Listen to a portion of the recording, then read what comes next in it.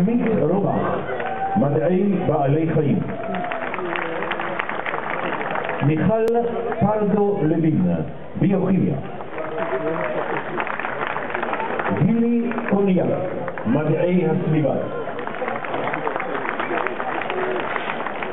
איריס קרונקר, הגנת הצומח. האוניברסיטה העברית תש"ע.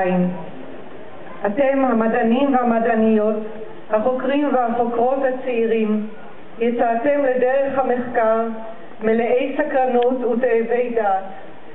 מחקריכם שהושלמו מרחיבים ומעמיקים את הידע האנושי, פורצים נתיבות חדשות בהבנת העולם הסובב אותנו, ומוסיפים נדבך ליכולת האנושית להשתמש בידע לתיקון עולם.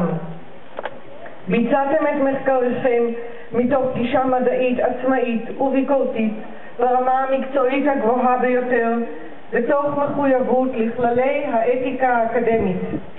עתה, משסיימתם את חוק לימודיכם, מעניק לכם סנאט האוניברסיטה העברית בירושלים, בזכות הישגיכם, תואר דוקטור של האוניברסיטה, ובזאת אתם מוכתרים בכל הזכויות והיקר הכרוכים בתואר זה. היום, כ"ד בסיוון תש"ע, 6 ביוני 2010.